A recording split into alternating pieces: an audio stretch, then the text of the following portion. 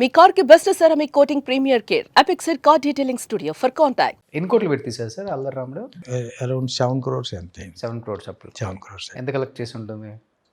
అప్పుడు నాకు అది ప్రాఫిటబుల్ ప్రాజెక్ట్. ఆనెస్ట్గా నాకు హిట్ అయింది కాబట్టి సినిమా. ఎంత ఇచ్చారు రెమ్యునరేషన్ ఎన్టీఆర్కి? 25 lakhs. సో అప్పుడు 25 lakhs తీసుకుంటున్నారు. అప్పుడు మరి ఆది సూపర్ హిట్ అయింది. స్టూడెంట్ నెంబర్ 1 సూపర్ హిట్ అయింది. తర్వాత మన సినిమా. ఓకే, కానీ ఎక్కడో జాతకం చూపించారంట.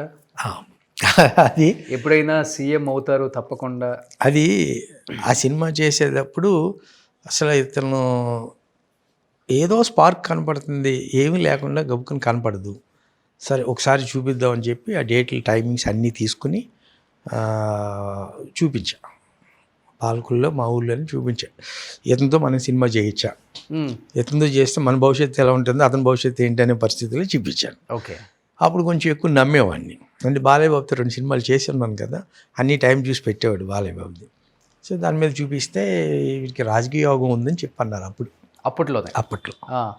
ఏ సంవత్సరం చెప్పలేదు, ఏ సంవత్సరం అనేది కాదు, రాజకీయ యోగం ఉంది, వీటికి మంచి స్టార్స్ బాగున్నాయి, ధైర్యంగా చేయండి సినిమా అని చెప్పారు. ఓకే, సో అది మైండ్లో ఉండిపోయింది నాకు. కానీ ఎప్పటికైనా సీఎం అవుతారని చెప్పారా? ఉంది, రాజకీయ యోగం అంటే అదే కదా. ఓకే, రాజకీయ యోగం అంటే అయితే సీఎం అవ్వాలి తప్ప ఎమ్మెల్యేగా ఉండి ఉపయోగం ఉంటుంది, అవసరం లేదు కదా అతనికి. అవును. సో ఆ యోగం ఉంది. మరి అది ఇప్పుడైతే యోగంలోనే ఉన్నాడు. మీకు తెలుసు ఏ సంవత్సరంలో అవుతారు అని గురువు గారు సంవత్సరం ఏం చెప్పలేదు. ఏ సంవత్సరం అనేది కాదు, ఇతనికి రాజకీయ యోగం ఉంది అన్నాడు. ఇప్పుడు సినిమాలో మరి సూపర్ స్టార్ అయిపోయాడుగా, నేషనల్ వైడ్ స్టార్ అయిపోయాడుగా. అంటే ఎలా తాత పెట్టిన పార్టీ నుంచే రాజకీయ యోగం? అది అసలు మనకు తెలియదు. మనం మామూలుగా మామూలు పంపించాడు. సినిమా ఇండస్ట్రీలో ఇతను సక్సెస్ అవుతాడా లేదా, స్టార్డమ్ ఉందా ఇతనికి, మన సినిమా చేయొచ్చా అనే దాని మీద ఊరికే ఒక ముహూర్తం పెట్టండి, ఏ రోజు మంచిదో సినిమా చేయబోతున్నాను అన్నా. ఆ ముహూర్తం పెట్టిన రోజుని ఇతనికి రాజకీయ యోగం కూడా ఉందండి అని చెప్పి చెప్పారనమాట. ఓకే, ఉందనుకున్నాను. చంద్రబాబు గారు తర్వాత బాగా మాట్లాడుతున్నారు ఇప్పుడే లోకేష్ గారు, ఆయన నెక్స్ట్ సీఎం అవ్వాలి మా నాన్న తర్వాత అని ఏం పెట్టుకొని ఉన్నారు కదా. మళ్ళీ ఈయనకు కూడా యోగం ఉంది అంటే వస్తే అదే పార్టీలో నుంచి రావాల్సిందే. ఇంకా కాదు, రాజకీయ పరంగా మాట్లాడటానిక నాకు ఆ ఫీల్డ్ తెలియదు. ఫస్ట్ ఆఫ్ ఆల్ ఆ ఫీల్డ్లో ఒకసారి రాజకీయంగా తిరిగాను. మళ్ళీ రాజకీయంగా మనకు అసలు అది మనకు కాదు, మన మెంటాలిటీగా సెట్ అవ్వదు, మన ఎవరితోటి ఇది కరెక్ట్ కాదు. చిరంజీవి గారు ఎలక్షన్లో నిలబడినప్పుడు పాలకొల్లు కాన్స్టిట్యున్సీలో ఎమ్మెల్యేగా నిలబడ్డారు. ఆయన డోర్ టు డోర్ క్యాంపెయిన్ అంతా నేనే చేశాను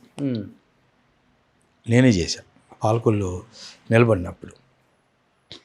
ఆ టైంలో చూసా రాజకీయం అంటే ఏంటి అనేది. ఇది మనకి సెట్ అవ్వదు.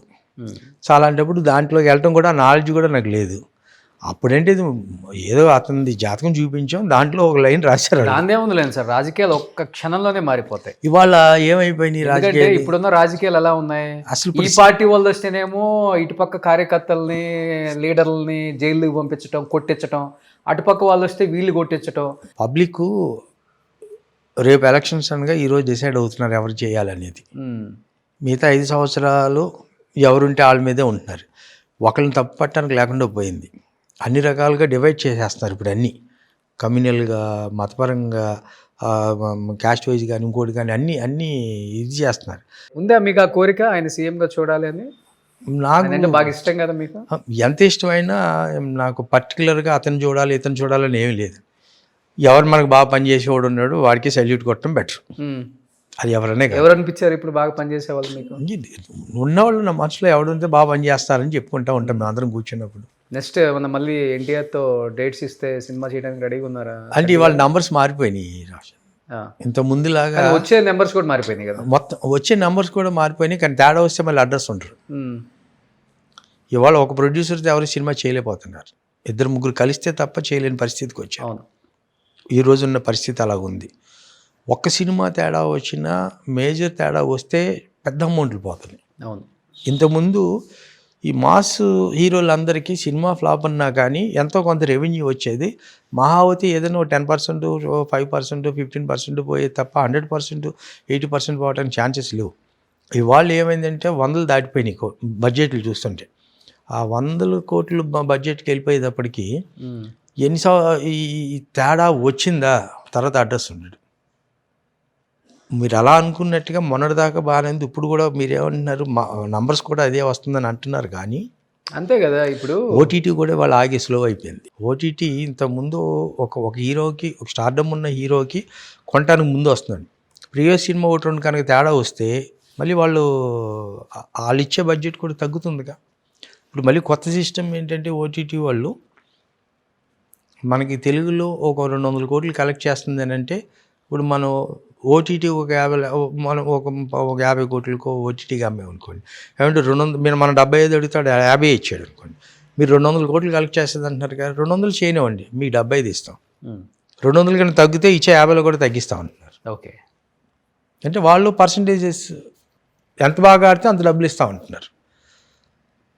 తేడా వస్తే మేము కూడా తగ్గిస్తాం అనే లెక్కలో ఉన్నారు. లేదు సినిమా రిలీజ్ చేయండి, రిలీజ్ అయిన తర్వాత మీ హిట్ని బట్టి మేము రేట్ ఇస్తాం అంటున్నారు. పర్సంటేజ్ హిట్ని బట్టి ఇస్తాం అంటున్నారు, కొనుక్కుంటాం అంటున్నారు. ఇవాళ మనం పెట్టే బడ్జెట్లకి, ఇప్పుడున్న పరిస్థితుల్లో పెట్టే బడ్జెట్లకి సినిమా థియేటర్కల్గా అన్ని డబ్బులు రావు. డిజిటల్ మీదే 50% రావాల్సిన పరిస్థితి వాళ్ళు. డిజిటల్ థియేటర్కల్గా మనకి. సుమన్ టీవీలో మీ పర్సనల్ అండ్ బిజినెస్ ప్రమోషన్స్ కోసం కింది నెంబర్కి కాంటాక్ట్ చేయండి.